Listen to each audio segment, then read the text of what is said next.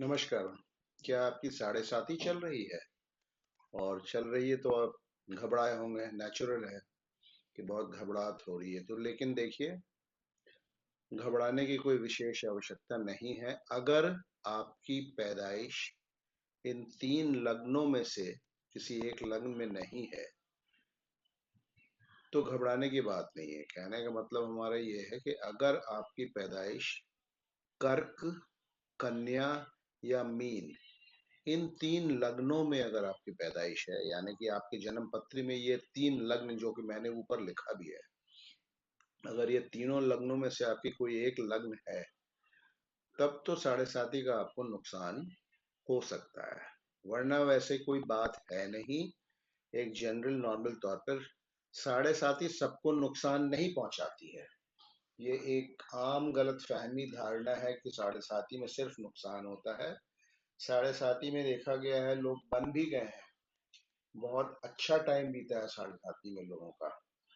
तो किसी अंधविश्वास में, किसी के कहने पर, बगैर अपनी जन्म पत्री दिखाए हुए किसी को आप नर्वस ना हो।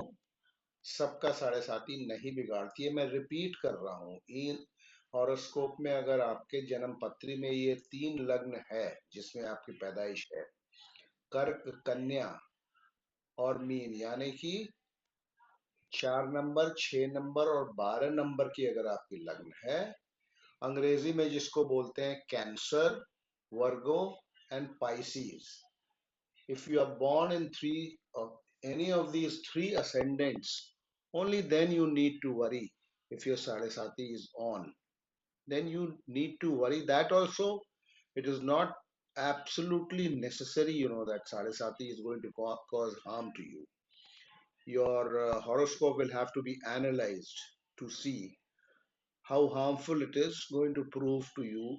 The sadhasati of Saturn, the so-called, so dreaded sadhasati of Saturn, which is, I would not say it is totally a myth, but yes, it is quite a bit of a myth, spread by, well, vested interests.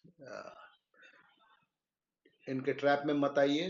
आप अपनी जन्म पत्री कहीं सही जगह दिखाइए। और हाँ, अगर अगर ये तीन लग्न है और सैटर्न थोड़ा सा अगर वीक है, then there is a problem. Otherwise, no need to worry. So just relax, okay? Relax. Don't worry too much. Have a good day. Thank you so much for watching. Bye bye.